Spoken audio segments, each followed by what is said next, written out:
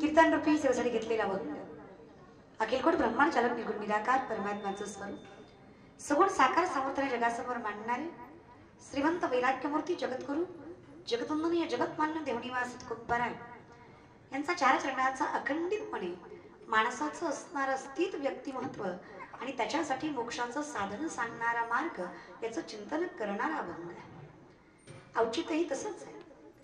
वैकुंठवासी रासदादा काळे पाटील यांच्या प्रथम पुण्यस्मरणानिमित्त काळे पाटील या कुटुंबियाच्या आग्रह खातर अट्टासा खातर त्यांच्या संयोजन आयोजनातून हा संकीर्तन सोहळा विठेवरच्या मालकाचं नामचिंतन म्हणजे कितीही मोठी मोक्ष प्राप्ती असेल तर एका क्षणात तुम्हाला अधिकार मिळतो। नामसंकीर्तन हे सगळ्यात सोपं असणारं साधन आहे।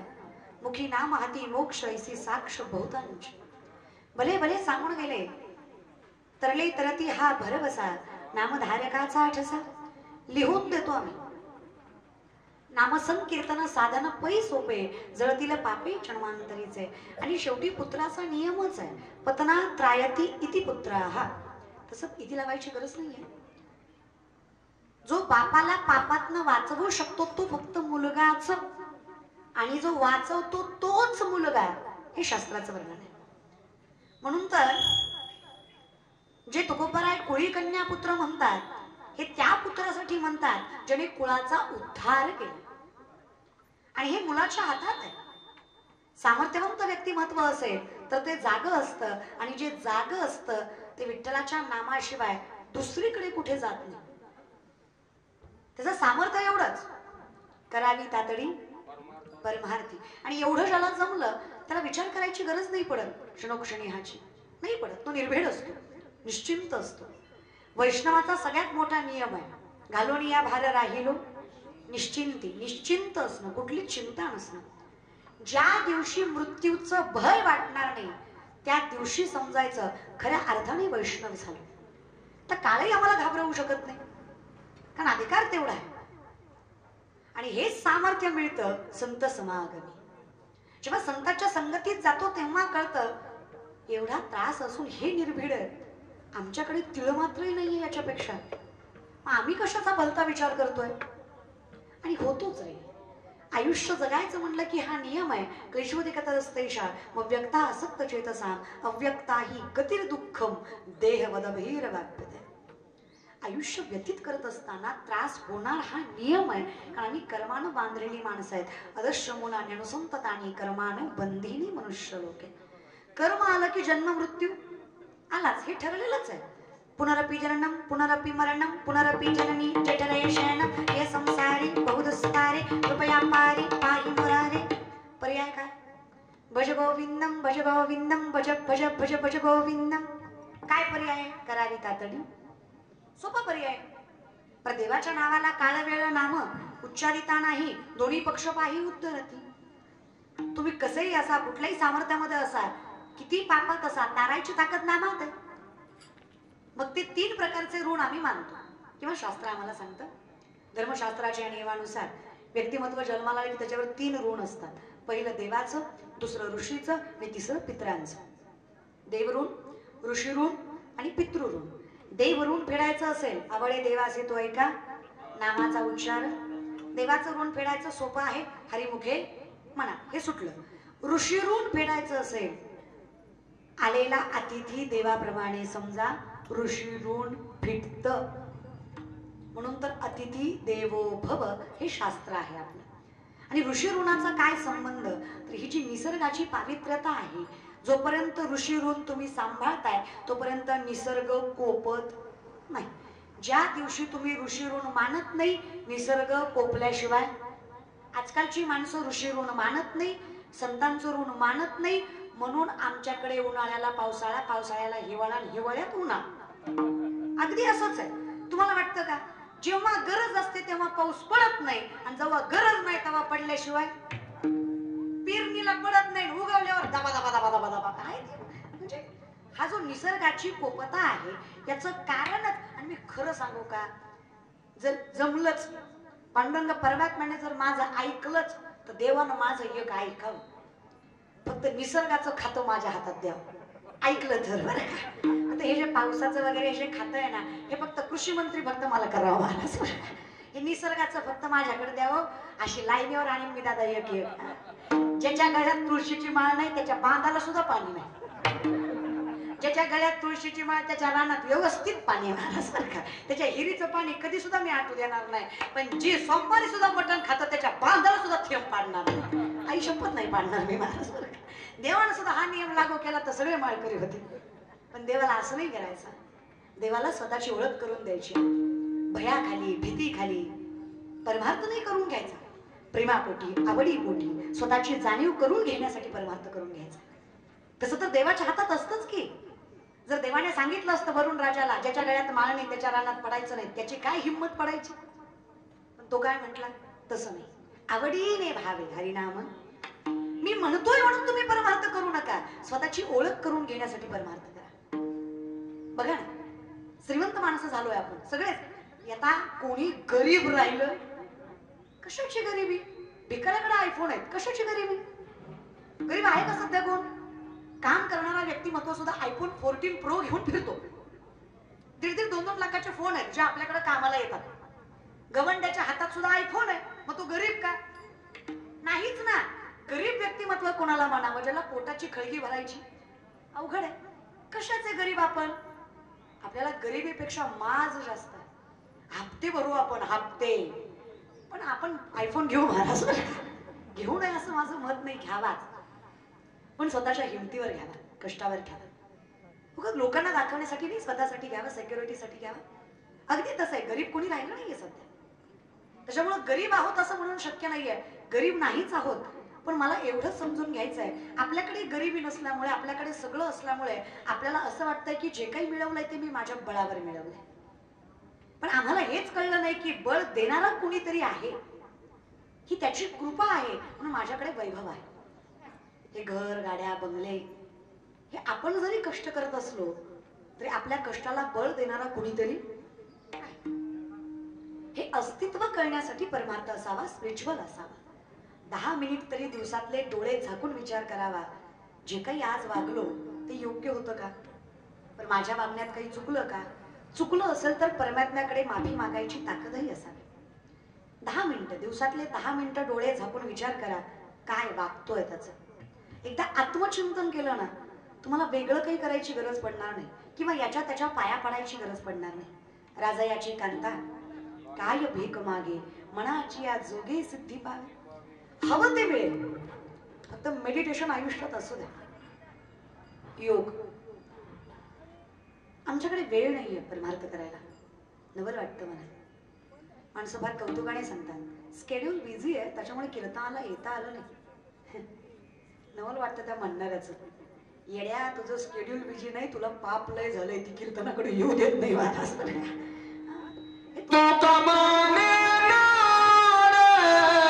पाप टाके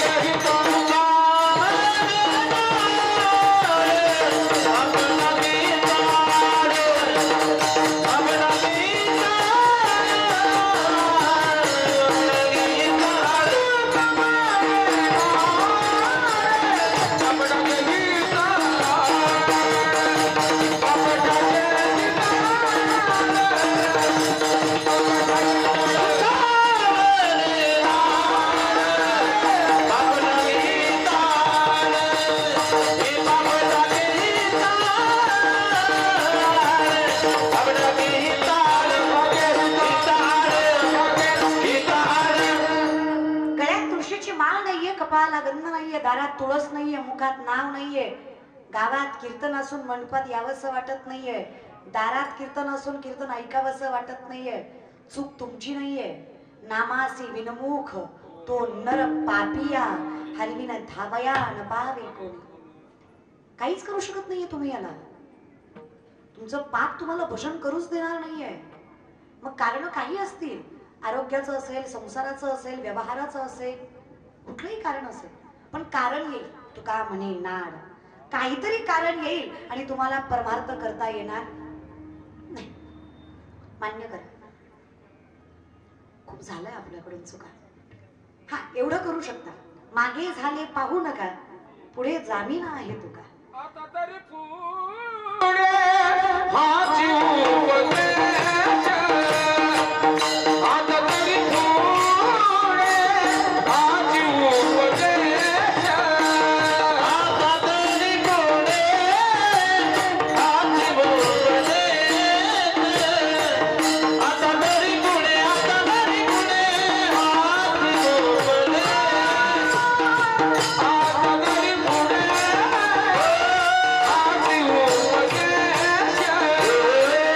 आता तरी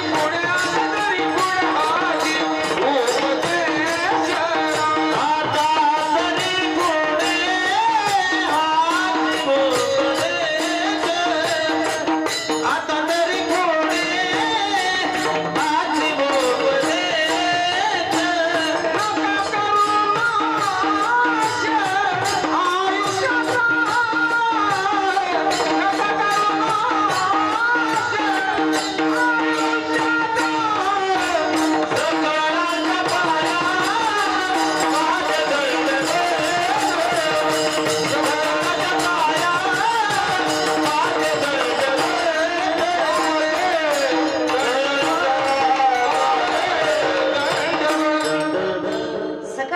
पाया माझे दंडवत, विनवणी माझी आता तरी पुढे हाची नका करू नाश.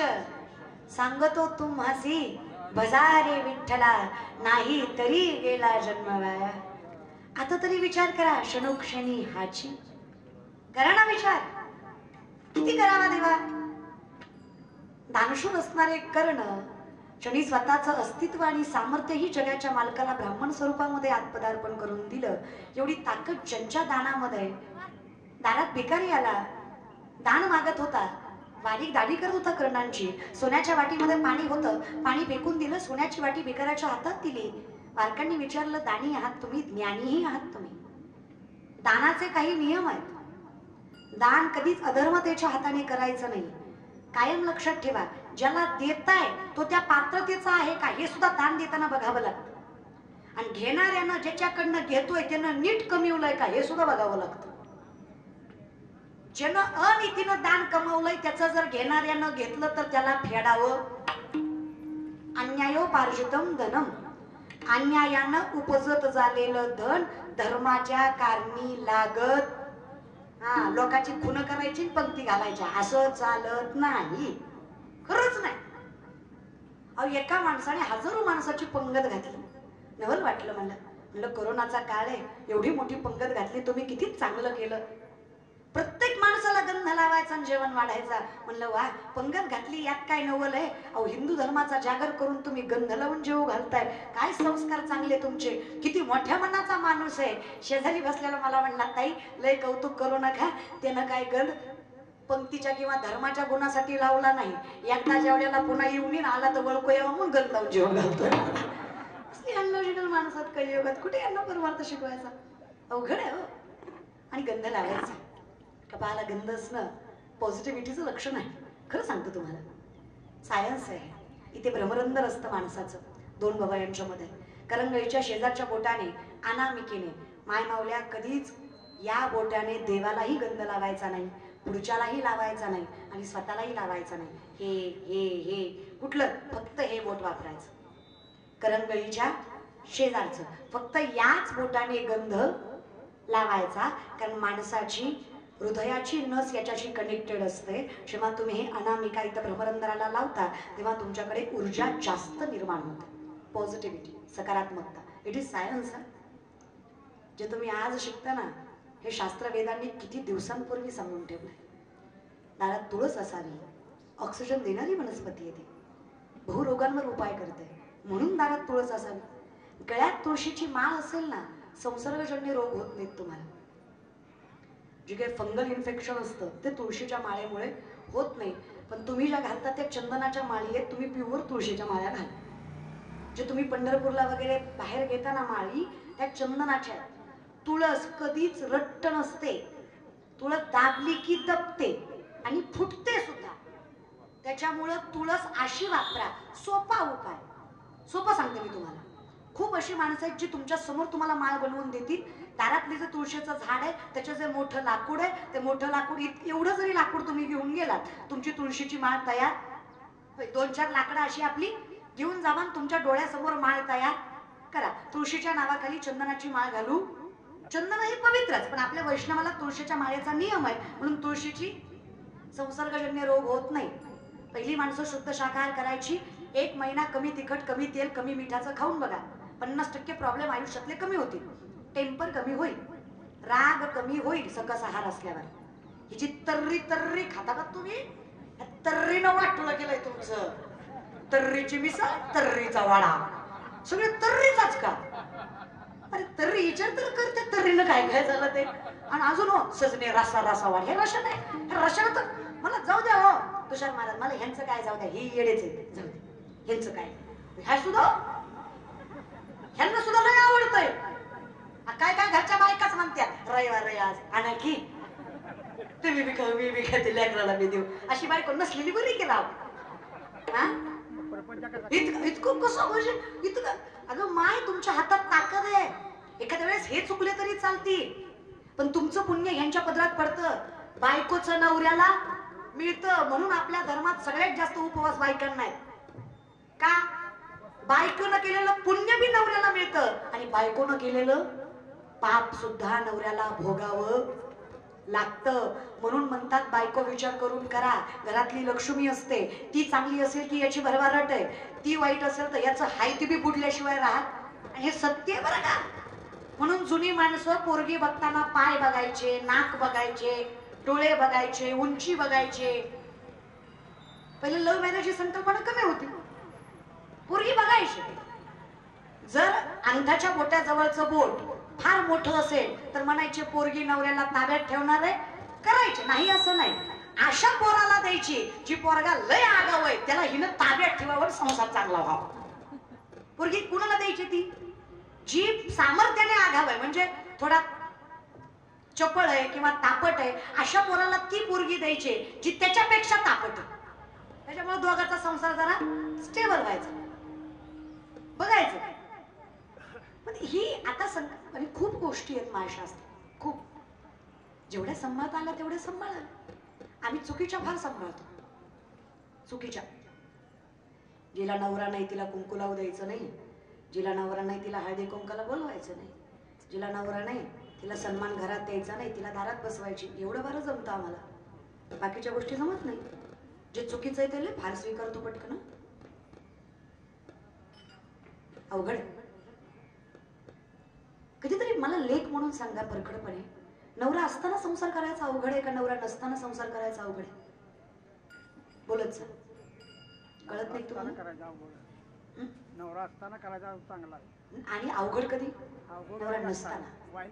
वाईट. नवरा नसताना संसार करायचा अवघड आहे. लोकांचा द्वेष, तिरस्कार, मत्सर सगळं भोगायचं तिने. एकटीने उभं राहायचं. त्या घराचा विठ्ठल रखमाई दोन्ही तिनेच व्हायचं. पोरांना पायावर उभं करायचं, मोठं करायचं, आणि तरी 4 बायकांनी तिलाच कलंकित ठरवायचं. कितपत योग्य आहे? आणि कोणी शिकवलं तुम्हाला की ज्या बाईला नवरा नाही तिने एखाद्या सुवासिनीला कुंकू लावलं तर तिचं वाटोळ होतं? अरे मी लेख म्हणून सांगते, कुठल्याच ग्रंथात हे लिहिलं नाही. आणि पुढे जाऊन सांगते, एखाद्या नवरा नसणाऱ्या बाईनं जर एखाद्या सौभाग्यवतीला कुंकू लावलं तर तिचं स्वतःचं औक्ष आणि तिच्या नवऱ्याचं औक्ष वाढल्याशिवाय राहणार नाही. एवढे तिच्या प्रेमामध्ये आशीर्वाद असते. ती देवाकडे एवढीच प्रार्थना करेल, जे माझ्या वाट्याला आलं या पोरीच्या वाट्याला येऊ देऊ नकोस. नवऱ्याच्या अगोदर जाणारी बाई जर सौभाग्यवती असेल तर नवऱ्याच्या नंतर जाणारी बाई गंगा भागीरथी आहे. नवऱ्याच्या अगोदर जाणारीचा अधिकार जर विठ्ठलाच्या चरणाशी असेल तर नवऱ्याच्या नंतर जाणारीचा अधिकार विठ्ठलाच्या मस्तकावर आहे. गंगा राहते कुठं? महादेवाच्या मस्तकावर. महादेव आणि विठ्ठल एकच बरं का, ते पण लक्षात घ्या. तुम्ही देव सुद्धा धर्मानं वाटून घेतले. खंडोबा तुमचा, विठोबा आमचा, मसोबा तुमचा.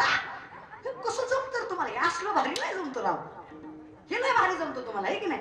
हे असलं वाटून घ्यायला परमार्थ करायला नाही, पण हे असलं लय जमतं. 10 दिवस गणपती बुडवताना बाबूराव, हे लय जमतं तुम्हाला. कशाला बसवता ते गणपतीच तुम्ही जीवावर उगच?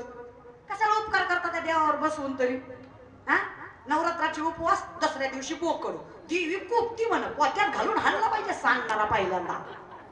कुठं हे कुठं शिकलं बरं तुम्ही? मला सांगा बरं एकदा, तुम्ही कुठं शिकलात हे असलं? हे आम्ही तर असलं सांगत नाही. बरं ज्ञानोबा तुकोबांनी असलं लिहिलं कुठं? चुकीच्या गोष्टी किती पटकन स्वीकारता तुम्ही. मग चांगल्या गोष्टी स्वीकारा की. काही नाही लागत आहे. नलगती सायास जाणे मनांतरा सुखे येतो घरा नारायण. जगाचा मालक तुमच्या दारात येणार आहे. तुका म्हणे सत्य कर्माभावे साह्य घातली या भय नरका जाणे.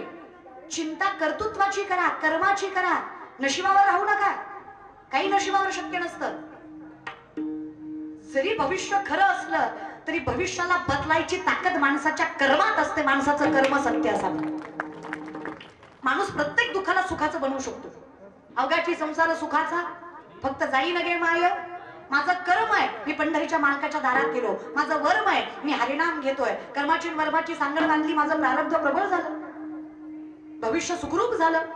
किती ताकद आहे. लय अवघड आहे. महाराज लोकांच्या पाया पडायचो. त्यांना विचारायचो लिकरू होईल का? त्यांना ती डॉक्टर आहे त्याला कळतं काय? अशी महाराज लोकांच्या पाया पडण्याने पोरं झाली असती. बायको काय बॉम्बला गेली असती.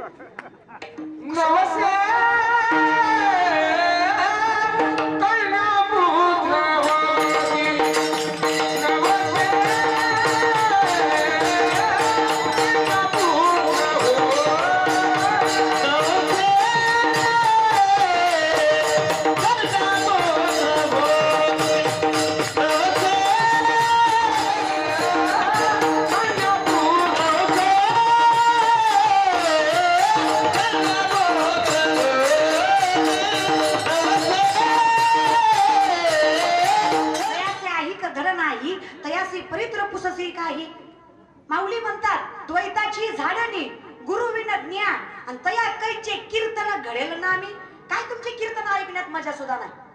लय अवघड आहे तुमचं. एक माणूस माझ्या पाया पडला आणि 500ची नोट ठेवली. मला सुद्धा नवल वाटलं. म्हणलं 10-20 ठीक आहे. बरं लय आवडला असेल 100. 500 लयच मोठ्या माणसाचा दिसतोय. म्हणलं 500 म्हणलं माझी बायको गरोदर आहे. म्हणून मी काय करू? नाही म्हणला मला आता 4 पोरी. म्हणलं माझा काय संबंध आहे? नाही म्हणला पोरग होईन का पोरगी मला कळत असती. आणि मला पोरग पोरगी कळत असते मी कशाला बोंबलत फिरले असते. बसली असते की घरी अशी सांगत पोरग पोरग काय. कुठली अनलॉजिकल माणसं आहेत. दादा जेवढं मला माहित आहे तेवढंच तुम्हाला माहित आहे. कदाचित माझ्यापेक्षा जास्त माहित आहे. फक्त ज्ञानोबारायांची कृपा आहे की माझं वक्तृत्व चांगलं आहे म्हणून मी व्यासपीठावर उभा आहे. असा तुमच्यात आणि माझ्यात काही फरक नाही. विनाकारण हा कनिष्ठ हा वरिष्ठ. सिद्धी कधी प्राप्त होते माहिती तुम्हाला? जेव्हा तुमच्या अधिकार योगित्वाचा असेल त्यावेळेस सिद्धी प्राप्त होते. सिद्धी प्राप्त होते बरं का, नाही असं नाही. व्यक्ती वाचस्पती होतो. व्यक्तीचं बोललेलं खरं होतं. संतांच्या बाबतीत ते झालं. पण त्याचा कारण लक्षात घ्या. संतांच्या आयुष्यात स्वार्थ नावाचा प्रकार नव्हता. देवाला माहित होतं हे जे बोलतील ते जगासाठी, जे बोलतील ते लोकांच्या हितासाठी असेल म्हणून ते बोललेलं खरं व्हायचं. आणि अगदी सहज बोलणे. कशामुळे? अवतार तुम्हा धराया कारण उत्तराया जन जड जीवन. तो अवतारच परमात्म्याचा होता. त्याच्यामुळे त्यांनी स्वतःचा स्वार्थ न साधता जगाच्या हितासाठी आपली त्यागत्वा आपली तपश्चर्या सामर्थ्याने उभी केली. म्हणून जगाच्या मालकाने कृपा केली. मग तसं आपल्या बाबतीत आहे का? आपल्याला लोकांचं प्रगती सुद्धा सहन होत. आपण काय परमार्थ करणार आहे? लोक म्हणतात ते गरुड पुराणात नियम आहे ना, ते पाप केलं की असं तळत्यात जाळत्यात हाणत्यात मारत्यात. मला काही माहित नाही. मी काही गेले नाही. खरंच नाही बरं का. त्यामुळे अनुभव नाही आपल्याला. हा पण मी माऊलींचं सांगू शकते. नरकात जावं असं नाही. जो दुसऱ्याच्या प्रगतीवर जळतो तो आता सध्या नरकातच जळतोय. त्याला मरायची गरज नाही. त्याचं आयुष्य नरक आहे ज्याला दुसऱ्याची प्रगती सहन ऑलरेडी. टाळ्या वाजू वाटल्या तर वाजवीत जा. त्याला काही सरकारचा GST नाही. मोफत आहे त्या वाजवीत जा. हा ना. टाळ्या वाजवणं चांगलं असतं दादा. ते माणसाच्या तिसऱ्या आणि दुसऱ्या बोटाच्या मध्ये एक रेष असते. तिसऱ्या आणि दुसऱ्या बोटाच्या मध्ये डाव्या हाताच्या एक रेष असते. आधी ऐका पुन्हा बघा. थांबा थोडं. ट्रस्ट मी विश्वास ठेवा. असत प्रत्येकाच्या असतील, फक्त कुणाची लांब असतील कुणाची आकुड असतील.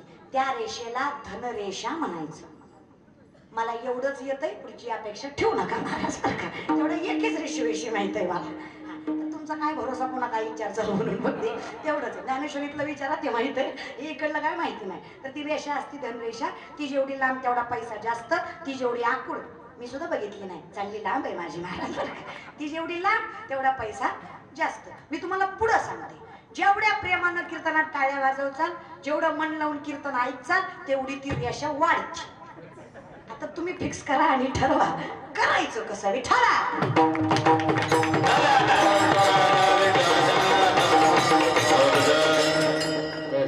काय माणसं आहेत वडूचकर, पैसे भेटणार म्हणजे की मगापासून एक टाळी वाजवली नाही राव तुम्ही. हा आता लगे वाजवल्या. तेच तर म्हणलं, दुनिया झुकती है झुकाने वाला चाहिए. काय खरं नाही बघा. टाळ्या वाजून पैसे भेटले असते, मी अंबानीच्या जागी असते. तुम्हाला मगापासून हेच शिकवते मी महाराज. या रेषेवर काही नसतं रे दादा, सगळं तुमच्या बळावर असतं, तुमच्या संस्कारांवर असतं, तुमच्या कर्मांवर असतं. निस्वार्थपणे परमार्थ करा. तुम्ही कल्पना करणार नाही एवढं देव देईल. बाऱ्या हाती माप चाले सज्जनाचे, कीर्ती मुख त्याचे नारायण, फक्त व्यक्तिमत्व सज्जन असावा. विचार करावा त्याने आयुष्याचा. आयुष्य कमी असावं, फारसं नसावं, पण आयुष्य जगाच्या हितार्थ असावं. 42 वर्षाचं आयुष्य आहे फक्त जगद्गुरु तुकोबांचं. 42व्या वर्षी स्वदेह वैकुंठवास आहे. 17व्या वर्षी संजीवन समाधी, 21व्या वर्षी संजीवन समाधी, 17व्या वर्षी पहिल्यांदा घ्यायचा प्रयत्न केला, पण 4 वर्ष 3 भावंडासाठी आणि 1 देवासाठी असे 4 वर्ष ज्ञानोबाराय थांबले. वयाच्या 21व्या वर्षी संजीवन समाधी आहे. संजीवन कळतीये? 750 वर्ष झाले ज्ञानोबारायांना समाधी घेऊन. आजही माझ्या ज्ञानोबाराय जिवंत आहेत. संजीवन काय ताकद असेल ना, काय स्पिरिच्युअलिटी मध्ये ताकद असते. ते व्यक्तिमत्व जिवंतही नाही आणि मृतही नाही, कृपा तर करतं. It is science. हा प्रॅक्टिकल आहे, लॉजिकल नाही. जेव्हा तुम्ही सर्वस्वाचा त्याग करायची भावना ठेवताना, त्यावेळेस तुम्ही योगी होता. योगी तोही करीती परी कर्मे तेने न बंधी जती, जे सांडिले आहे संगती अहम भावाची. चला, अहम ही भावनाच नाहीये, कर्माचं बंधनच नाहीये, ते योगी आहेत. ज्यांचा जन्म मृत्यू हातात आहे, एक वेळ करी या दुःखा आणि तुका म्हणे, दोन्ही एकच भाष्य. अगदी तसं आहे माऊलींचं. समाधी लावायची म्हणलं की कुंडलिनी शक्ती जागृत करावी लागते. कुंडलिनी शक्ती जागृत करायची म्हणजे शरीरामध्ये 72,000 नाड्या, 24 नाड्या प्रधान, 3 नाड्या प्राणवाहक, इडा, पिंगला, सुषुम्ना यातनं माणसाचा प्राणवायू वाहतो. पूरक, रेचक, कुंभक, श्वसनाचे 3 प्रकार, याच्यावर ज्याचा अधिराज्य 3.5 वेळे गमसली कुंडलिनी शक्ती बेंबीच्या देठापासनं षडशस्त्राचं भेदन करत ब्रह्मरंध्रात जाऊन मिळते, त्यावेळेस माणसाला समाधी लागते. तर काय आपल्यासारख्याला कीर्तनात ध्वजाचा वास येतो, आपल्याला समाधी लागत नसती. नसतीच लागत. अशी जर चालू कीर्तनात आपल्याला भज दिसत असतील तर आपल्याला समाधी लागत. हे संतांनीच करू जाणं. म्हणून आपण फक्त करावी तातडी, कीर्तन ऐकावं, भज खावं, एवढंच करावं आपण. महाराज ह्याच्या पलीकडे विचार करायचा काय होणार आहे आपल्याच्यानं? नाही होणार. योग याग विधी येणे नोहे सिद्धी, वायाची उपाधी चुकीच्या पद्धतीनं करण्यापेक्षा न केलेलं बरं. मग आम्ही मात्र देवा सामर्थ्याने हरिमुखे, त्याने तरी काही कमी झालं का? द्वारकेचा राणा योग करून जे मिळतं ते नामचिंतनाने सुद्धा मिळालंच की. योग्याला देवाकडं जावं लागतं, वैष्णवाकडं देव येतो. व तुम्ही सांगा ताकद कशात जास्त? योग्याला देवाकडं जावं लागतं, वैष्णवाकडं देव येतो. मग काय हरकत आहे संत समागमी करूया ना. मग विचार करा, त्याच्याशिवाय तरावया पार शक्यच नाही. तुम्ही तेषामहं समुद्धरता मृत्यू संसार सागरात भवामी नक्षिणात पार्थ मैया वेशित चेतसा.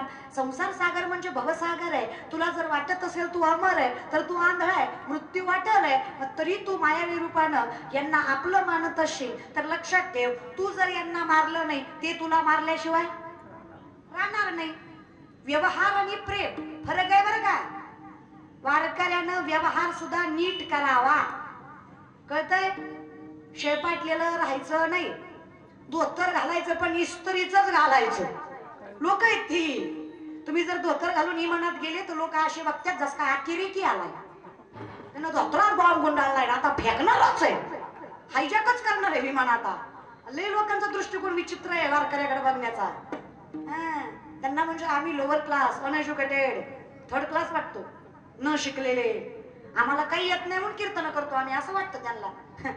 सगळं येऊनही कीर्तनाशिवाय मजा नाही म्हणून कीर्तन करतो आम्ही महाराज. नाही तर तुम्ही मला सांगा, संतांकडे काय पैसा नव्हतोय? नाथबाबांच्या घरी आलेला पाहुणा सोन्याच्या ताटात आणि चांदीच्या वाटीत जेवत होता, तरी नाथबाबांनी परमार्थाच्या पलीकडे काही केलं? नामदेवरायाची बायको राजाई 2.5 क्विंटल सोन्याच्या पलंगावर झोपत होती.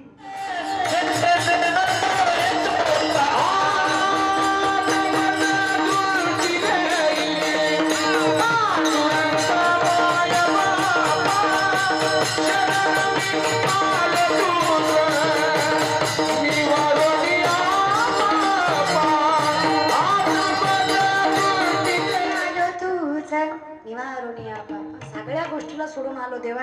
पण कसं असतं दादा, वेळ गेली. मला सांगा, एकदा लाकडाची राख झाली की राख पुन्हा पेटती का?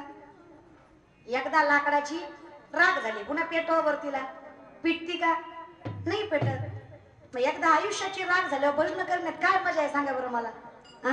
अख्खं तरुण पण चुकीच्या गोष्टीत गेलं आणि म्हातारपणात म्हातारी माणसं लय भारी काकडा करतात. कसं सांगला तू काय म्हणतो ते सुधारलं पाहिजे की नाही पुढच्याला? नसतं दादा, वय गेलं की गेलं. ज्या दिवशी महाराष्ट्रातला प्रत्येक तरुण काकडा आणि हरिपाठ करेल ना, ज्या दिवशी महाराष्ट्रातला प्रत्येक तरुण काकडा आणि हरिपाठ करेल, त्या दिवशी माझा महाराष्ट्र जगातील सगळ्यात उच्चांकावर असेल हा विश्वास मी घेतो. त्याला काकडा माहित पाहिजे. आम्हाला कचकच कांदाच माहिती आहे, काकडा कुठं माहिती? चातुर्मास कळावा आम्हाला, आषाढी कार्तिकी कळावी आम्हाला, एकादशी कळावी आम्हाला, काकडा कधी करावा, हरिपाठ कधी करावा, कीर्तन कसं असतं कळावा आम्हाला. खरं सांगते, काही दिवसानं मराठी मीडियम राहणार नाही, फक्त इंग्लिश मीडियमच.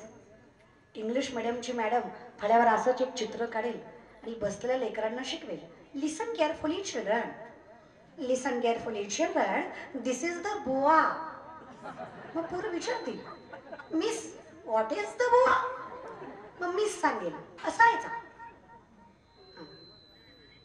मेनी इयर्स ॲगो फेटा बांधायचा, कंबर बांधायचा, विठ्ठल विठ्ठल करायचा, दॅट इज द बुवा. मग पोरं विचारतील, मिस आजकाल दिसत नाही?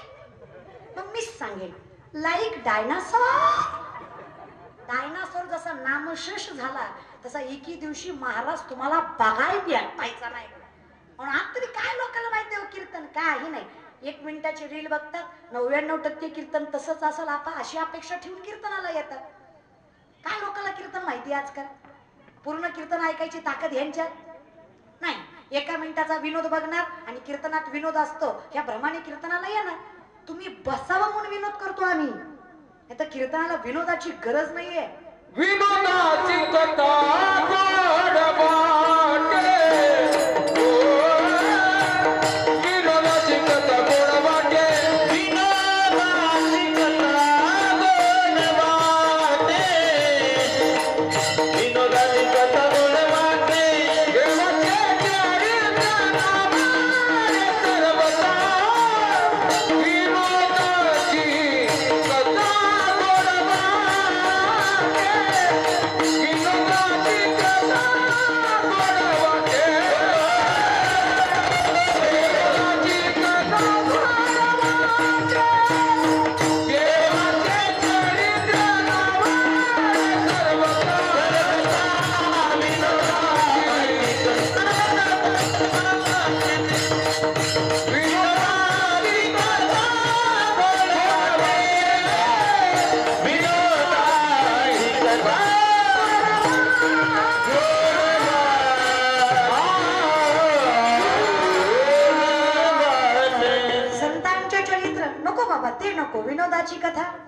ते नाही.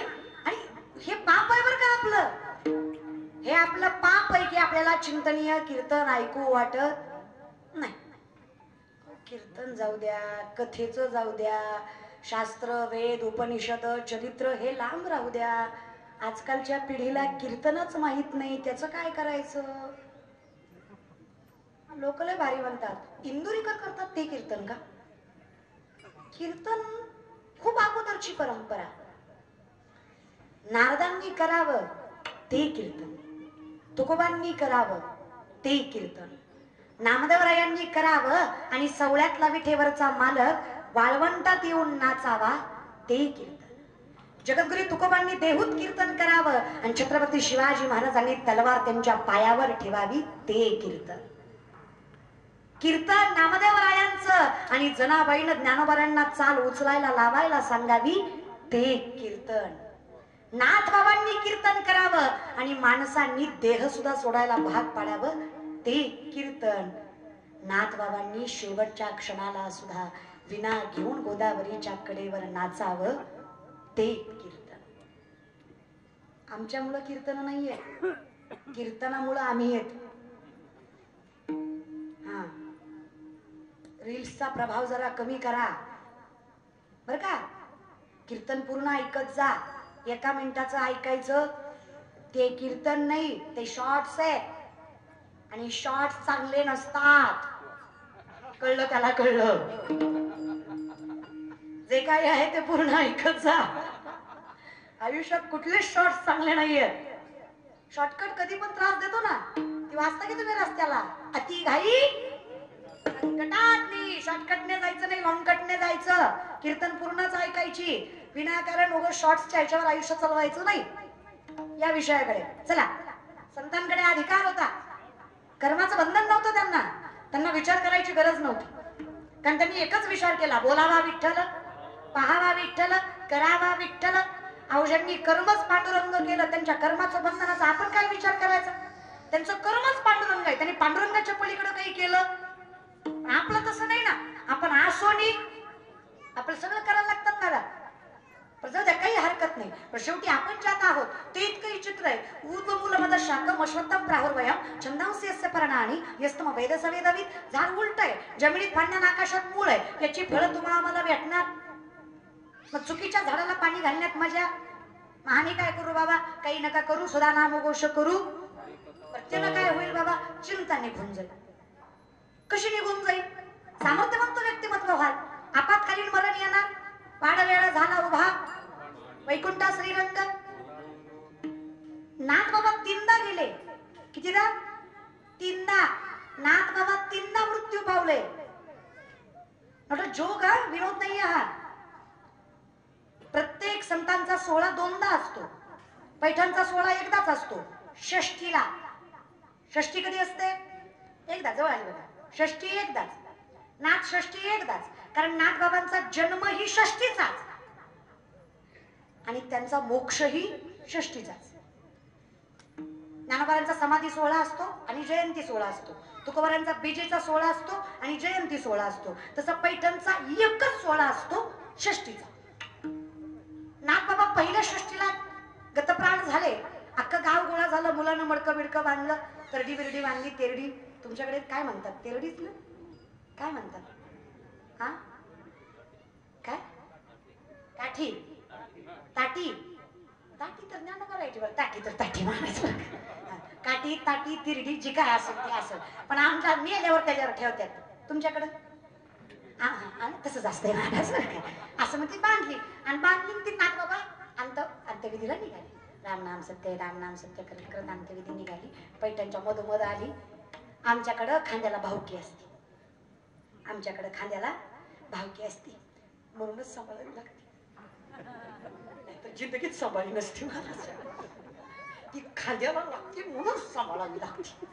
4 तरी शेवटी लागते ती म्हणून सांभाळावी लागते. तर आमच्याकडे भावकी असते. तुमच्याकडे भावकीच असते म्हणून तर एवढा त्रास आहे तिचा. भावकीचा असते, खांद्याला लागती. आता लोकांनी चांगला उपाय काढलाय, वैकुंठ रथ. भावकी नको, काही नको, त्याच्यात बसवायचं, न्यायचं खांदा नको काय नको ती खांद्याला भावकी लागती आणि ती 4 भावकीचे होते भावकी तुमची आमची काय नाथ बाबाची काय भावकी ती भावकीच त्या खांद्याच्या भावकीनं बोलायला चालू केलं त्यातला एक म्हणला करे म्हणे लय भजन करत होते किती शांत होते काय कीर्तन करायचे आम्हाला वाटलं एवढं कीर्तन भजन करून कीर्तनात सांगत होते देव इमान घेऊन येतो इमान घेऊन येतो मला तर काही इमान दिसलं नाही दुसरा म्हणला काय खरं नसतंय उगा स्वतःचा वाह करण्यासाठी बोलतात इमान येत असतं हे रे हा देव नाही तोंडानं तर नाहीच मनातल्या मनात सुद्धा नाही चौघाची मीटिंग फिक्स झाली खांदा द्यायला चौघा आले अंतयात्रा निघाली गावाच्या मधोमध आली त्याच वेळेस एका म्हातारीची लेक इती जातीला आलती आणि नांदाय चालली होती इती जाती कळते तुम्हाला परत वाचनाला इती ना ती तशी मला हा ते काय नाव असेल त्याला आलतीन चालली होती नेमकं तिची बैलगाडी निघायला आणि नाथ बाबाचं मड आडवं यायला गाठ पडली म्हातारी म्हणली कोण मेलं माय माझ्या लेकीच्या मुळावर मरायचं तर उद्या मरायचं की थोडं आधी मरायचं की बरं आजच मेलं माझ्या लेकीचा सुखाचा संसार चालू व्हायचा बरं हे आडवं गेलं नाथ बाबा तिरडीवर उठून बसू वडूच कर नाथ बाबा उठू द्या त्याचं काय डबल नाही अख्खं गाव खांद्याकराकडे बघत होत खांद्याकरी म्हणले आयुष्यभर पांढरा आयुष्यभर बोलू गावकरी म्हणले ते उठले कस काय देवाला माहिती नाथ बाबा म्हणले या वेळेस खांद्याकऱ्यामुळे नाही तेव्हा ती कॉपरेटली म्हातारी का तेव्हा तिकडली कॉपरेटली पैठणची वडूची नाही त्या म्हातारीमुळे उठलो ती म्हणली माझ्या लेकीच्या मुळावर मेलं लोकांचं वाटोळ करून जाईल तो वैष्णव कसा वैष्णवाचा मृत्यू सुद्धा कोणाच्या दुःखाचं कारण होता का मा घरच्यांच्या सुद्धा नाही तुकोबाराय म्हटले मी मेल्यावर माझे घरचे रडणार नाही रडती माया मोह रात्रंदिस रडती माया मोह रात्रंदिस अखंडितपणे रडतील ते माया मोह असतील माझ्या घरचे माझ्यासाठी रडणार नाही कारण मी त्यांच्यासाठी कधी काही केलं नाही कधीच दुःखाचं कारण होता का म्हणे वैष्णव कोणाच्या नाथ बाबा उड्या मारीत घरी पुन्हा वर्षभर जगलो पुन्हा तिसरी षष्ठी तिसऱ्या षष्टीला नाथ बाबा पोराला म्हणला नाथ बाबा पोराला म्हणले दादा आता माझी जायची वेळ झाली पोरगा म्हणला बाबा जाऊ वाटलं जावा राहू वाटलं राहू सांगू नका तुमचा काय भरोसा नाही दोनदा माघारी आला होतो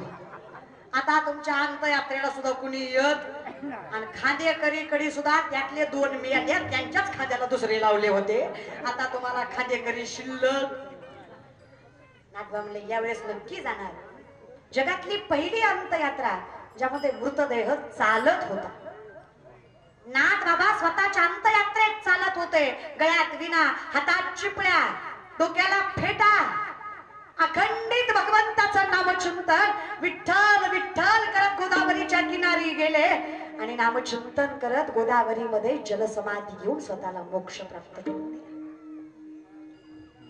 संतांचं जाणं आणि संतांचं येणं संतांच्या हातात असतं मग काय हरकत आहे संत समागम आम्हाला एवढा अधिकार मिळेल असं नाही पण कमीत कमी जीवनाचा अर्थ तरी कळेल काही नाही करायचं हो आम्हाला फक्त हरिमुखे म्हणा कधी विचार केलाय का हो चाललंय ते आयुष्य खरंच सुखाचं आहे का ज्या लोकांसाठी करावं ती लोक दगा देतात ज्यांच्यासाठी जीव पणाला लावावा ती माणसं अपेक्षा विरहित वागतात कितीही कोणासाठी केलं तरी आपल्या वेळेला मात्र कोणी उभा राहत नाही खरंच हे चाललंय ते योग्य आहे का हा त्रास हा द्वेष हा मत्सर हा अहंकार हे सगळं आयुष्य बरोबर आहे का जनाई भांडते देवाला कधी कधी जनाई म्हणते देवा पुण्यवंत पाताळी लोकी नेला दरिद्री तो भाग्यवंत केला पुण्यवंत पाताळी लोकी नेला दरिद्री तो भाग्यवंत केला चोरट्याचा बहुमान वाढविला कीर्तिवानाचा अपमान केला चोरट्याचा बहुमान वाढविला कीर्तिवानाचा अपमान केला धुंद झाला तुझा दरबार धुंद झाला तुझा दरबार धुंद झाला तुझा दरबार धुंद झाला तुझा दरबार काय तेव्हा जग निघालं रे संपणार नाही का? पांडुरंगाने सांगावं, लोकाचा विचार आपण करू नये. प्रेझेंटेशनवर जगणारी माणसं आहेत. ज्याचं प्रेझेंटेशन चांगलं, त्याचा क्रायटेरिया उंच. जो अनप्रेझेंटेबल राहतो तो मूर्ख. गाड्यात फिरणाऱ्या सगळ्यांचं लोक ऐकतात, पण ज्ञानेश्वरीची तपश्चर्या करणाऱ्याचं कोणी ऐकत? क्वार्टरीसाठी आणि कोंबडीसाठी साहेब साहेब करणारी माणसं आम्ही. आम्हाला काय पांडुरंगण सत्य असत्य कळणार आहे? ह्या उघडे माय मावले आपले. आपण तर स्वतःचीच किंमत करायला विसरलो. ज्या मायबापानं आयुष्य घालवलं त्या मायबापाच्या चरणावर कधी मस्तक ठेवलं नाही. ज्या नवऱ्यासोबत आयुष्य बांधलं त्याला कधी सन्मान दिला नाही. आणि अशी देवपूजा करून फायदा तरी काय, जिथे तुम्हाला संस्कारांचीच परवणी नाहीये, जिथे संस्कृती सांभाळता आली नाही, तिथे पांडुरंग परमात्मा असं काय तुमच्या पदरात टाकणार? हा, काय कलियुग निघालं ग. माझी आई परिस्थितीमुळे कमी शिकली, पण तिच्या इतकं मॅनेजमेंट कोणाला चांगलं जमलं नाही. हा प्रॉब्लेमच आहे. मी तुम्हाला एक लेख म्हणून सांगू. ज्या दिवशी कीर्तन करणारं व्यक्तिमत्व पुरुष आहे, स्त्री आहे, त्याने काय घातलंय याच्यापेक्षा तो काय सांगतोय हे जर तुम्ही विचारात घेतलं तर तुम्हाला खरं कीर्तन कळेल. तुम्ही याच्याकडे बघायची गरज नाही.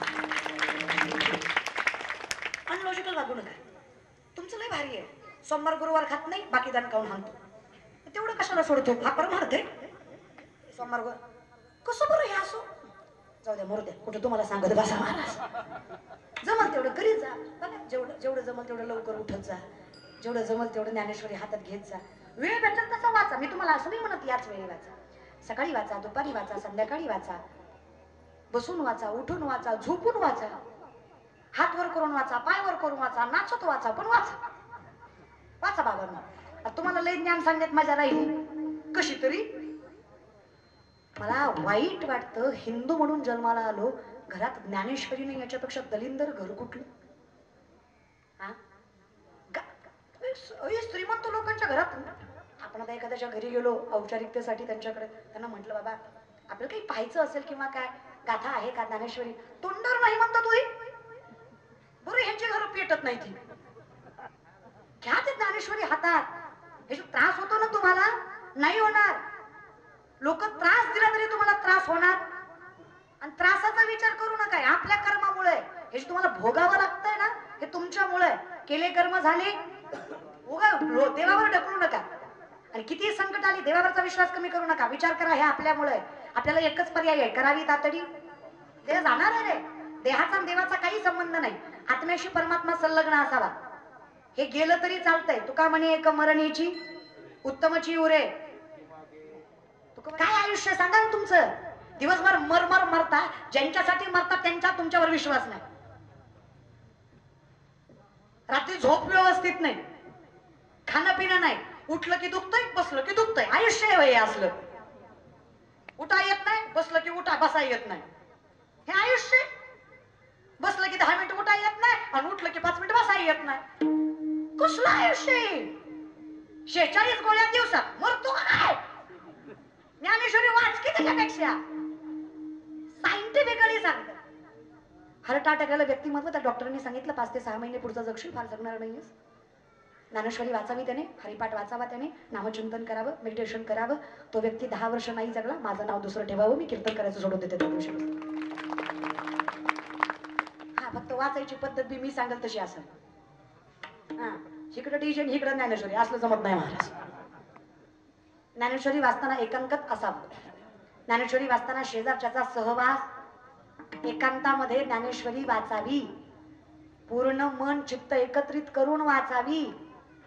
उच्चार चुकले तरी चालतील, पण भावना चुकता कामा.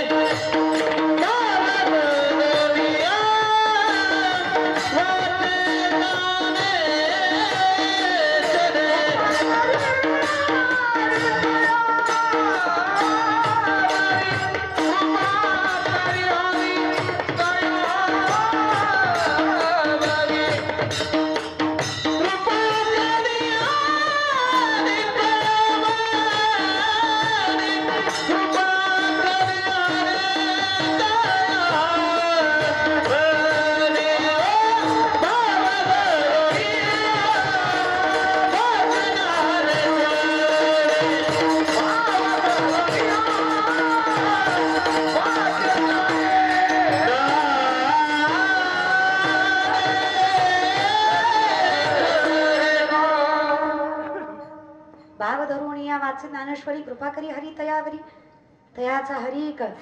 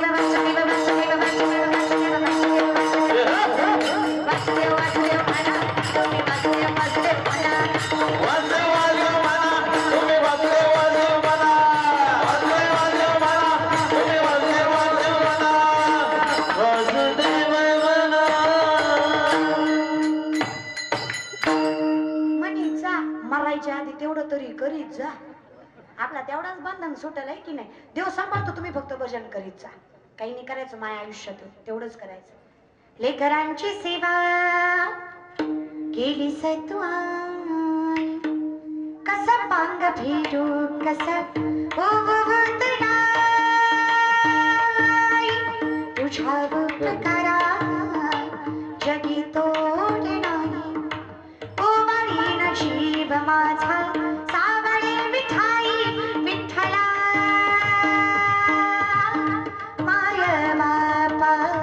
जन्मभरी सेवा तुझ्या पावलांची जन्मभरी सेवा तुझ्या पावलांची माऊलीत मूर्ती विठ्ठलाची माऊलीत मूर्ती विठ्ठलाची सगळं तू करतोस मला काय करायचंय फक्त पावडी चालती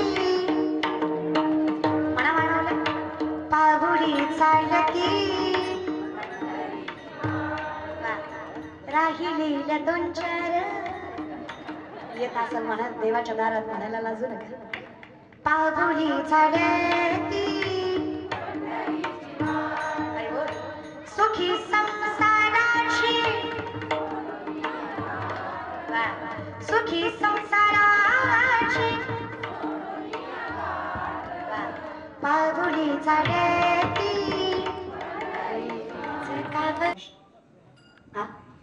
शाहिस्तखानाच्या लाल महालाच्या हल्ल्यात शाहिस्तखानाच्या बहिणीची पोरगी भीतीने कुठेतरी लपली शाहिस्तखानाची बायको पळत पळत आली जहापना मुझे लगता है शिवा के मौरों ने बदले की आग लड़की उठा ली शाहिस्तखान शत्रु है पण बायकोला सांगतोय बेगम जबान को लगा मुझे शिवा के मावला है वो ऐसे उनकी परवरिश नहीं कि बेटी उठा सके कौनकी तुमने नहीं सोचा वो शाहिस्तखान असं कळलं नाही त्याला पंढरीचा बाप कळणार आहे ज्याला घरातली माय कळली नाही त्याला पंढरीची माय कळणार आहे ज्याला स्त्री कळली नाही त्याला आई रखत दिसतो आम्ही विचारलं असं का बापाने सांगितलं तिला माझी गरज नाही पण हिला अजून माझी गरज आहे मी हिच्याकडे जाणं माझं कर्तव्य आणि कर्तव्याला विसरत नाही तो बाप असतो हा मोठं म्हण त्याचं स्वतःचा मोठेपणा करायला आयुष्य जातं माणसाचं. माझ्या बापानं स्वतःच्या नावाला कलंक लावला. मी कणखर आहे, मी कठोर आहे असं नसताना सुद्धा दाखवलं का तर आम्ही चांगलं राहा. इतकं सामर्थ्याच्या बापामध्ये. माऊली म्हणतात ना, बाप करी जोडी लेकुराचे ओढी आपली कुरवंटी वाढवणी एका एकी केला मिरासीचा धनी. मी निर्भीडपणे एवढ्या माणसात नजर वर करून बोलते कारण माझा बाप पांडुरंगासारखा माझ्या पाठीशी, माझ्याकडे सामर्थ्य आहे. मला बाप सामर्थ्यवंत असल्यामुळे कुणाची चिंता वाटत. जोपर्यंत बाप खंबीरपणे पाठीशी असतो ना, कुणाची हिंमत होत नाही नजर वर करायची. तो लंगडा पांगळा आंधळा कसाही असू द्या, बाप तो बापच असतो. म्हणून विनंती आहे, आयुष्यात काही झालं ना, फक्त मायबापाची सेवा करा. आज काळे पाटील कुटुंबानं एवढा मोठा 8 तास ते उभा केला. सगळी लोक चांगलं म्हणतील असं नाहीच आहे. 2-4 तरी भाऊकीतले खौट बोलणारच. ते हितच जेवणार जाता जाता म्हणणार त्याचं काय असते, पैशाचा उता आलाय कुठंतरी खर्चायचा. लोक आहेत, लोकांचा विचार करून चालत नाही. पण ज्या रावसाहेब दादांनी सरपंचकी पद भूषावून सुद्धा समाजसेवा करत अखंडित आयुष्य घालवलं, समाजसेवेचं व्रत हातामध्ये घेऊन अखंड आयुष्य जनहितार्थ लावलं, आणि शेवटी हा कीर्तन सोहळा म्हणजे त्यांच्या संस्कारांची पावती आहे की आमच्याकडे बापाचं ऋण फेडणं मानतात. आमचं वैभव बापामुळे आहे हे आम्हाला माहित आहे, म्हणून हा वर्ष श्राद्धाचा सोहळा इथे त्या संस्कारांची पावती आहे. अखंडित कायम लक्षात ठेवा, नाही काही करता आलं तरी चालेल. तुका म्हणे माय बापे अवघी देवाची स्वरूपे. आज 28 युगे झाला विटेवरचा मालक फक्त माय बापाच्याच सेवेमुळे उभा आहे. असं नाकाच्या चेंड्यापासून टाकल्यापर्यंत गंध आणि बापाच्या कमरेतला धक्का जाणार. माझी विनंती आहे, या भवसागरात अडकू नका की हे सगळं माझं आहे. माझ्या वडिलांची मिरासी गा देवा, तुझी चरण सेवा. शेवटी हे सत्य हे कळेल कधी? संत समागमी धरावी या बरी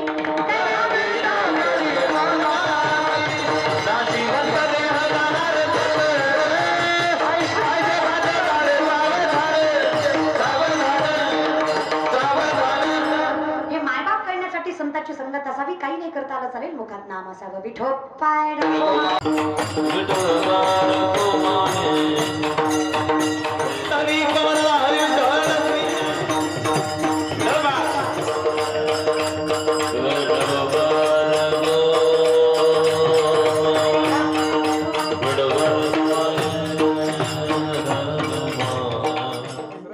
वैकुंठवासी रावसाहेब दादा काळे पाटील श्रीमद जगद्गुरु अध्यास झाले. तोंडाकडे बघू नका माझ्या. 24 माझ्या पंजाच्या पंजाबी माळकरीच होता. आमच्या घरात कचकच कांदा वाजलाच नाही, त्याच्यामुळे आम्ही व्यासपीठावर आहे. काही अवघड नाही, फक्त पुढच्या पिढीला नावं ठेवायचं नसतं. आता म्हातारी माणसं नुसतं म्हणतात पोरं वाया गेली. मला कधी कधी नवल वाटतं, बिडी फुकू फुकू तुमची थोबाडा आत गेली, पोरं कसं काय वाया गेली. एक अनलॉजिकल वागू नका. धन्य माता पिता आमच्या आईवडिलांची पुण्याई आहे. त्यामुळे ही लेकरं पुण्याई आहे की तो उपस्थित आहे. अगदी गोड सुंदर गायन ज्यांनी केलं, हरिभक्तपरायण आमचे तुषार दादा, अगदी सामर्थ्यवंत ज्यांचा आवाज आहे, जगाच्या मालकाच्या कृपेनं त्यांच्या चरणावर साष्टांग दंडवत. हरिभक्तपरायण संतोष महाराज, अगदी गोड सुंदर ज्यांचा आवाज आहे, तेवढं सुंदर पाठांतर आणि अगदी संप्रदायाच्या वारकरी चाली चरणावर साष्टांग दंडवत तुमच्या.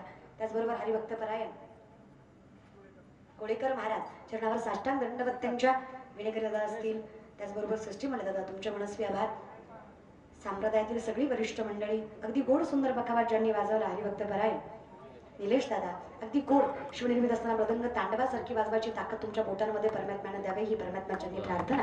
उपस्थित तुम्ही सगळी राजकीय, शैक्षणिक, औद्योगिक, व्यावहारिक क्षेत्रातील माणसं चरणावर साष्टांग दंडवत. माझ्याकडनं काही चुकलं असलं तर क्षमस्व. माझ्यासोबत आलेली अंजली गोड कीर्तन करते. माणसं म्हणतात एवढा पैसा घेता करता काय? पहिलं तर लोक पैसे देतच नव्हती, प्रसिद्धी आल्यापासून देते ती, आता देते ती, खरंच देतात. पण आता पैसे यायला लागल्यावर कळलं याचा काय फायदा करावा. आणि पैसा कमवायचा अवघड नाही, खर्चायचा अवघड आहे. आणि कुठं खर्चावं कळलं नाही तर शाहरुख खानच्या पोरासारखी हालत होती. उन्हाळ्यातलं जपून वापरावं म्हणलं. म्हणून एकही रुपया कोणाची देणगी न घेता, हाताला कधी पावती पुस्तकाचा स्पर्श न लावता, फक्त कीर्तनाच्या मानधनातून माझी स्वतःची शिक्षण संस्था आहे, ज्यामध्ये मी पोरींना शालेय आणि अध्यात्मक दोन्ही शिक्षण सामर्थ्यानं देते. आणि फक्त मुलींची. कधी बार्शीला आलात तर नक्की या. माझं स्वतःचं घर पत्र्याचं आहे, पण माझी संस्था आरशेशी आहे. बघण्यासारखी आहे. पुणे लातूर बायपासला बार्शी या तालुक्यामध्येच माझी संस्था आहे आणि माझी काय बापजात जमीन नव्हती. गुंट्यावारी जमिनी घेऊन मी संस्था उभी केली. पहिल्यापासून ते कष्ट तेवढं सामर्थ्याने बाळगलं आणि दिलं. त्याच्यामुळे स्वप्न होतं माझं की माझं पुढं काहीतरी जावं. कारण नाव हे तुमच्या कर्तृत्वाने होतं, तुमच्या कर्माने होतं, तुमच्या नशिबावर. नशीब देतं पण टिकवता आलं. माझ्या वडिलांनी दिलं आणि आम्ही ते पुढे नेण्याचा प्रयत्न करतोय. तेव्हा तुम्हा सगळ्यांचे मनस्वी आभार. काही चुकलं असेल तर क्षमस्व. सगळी सेवा तुमच्या चरणी समर्पित. सेवेला घ्या. ज्ञानेश्वरा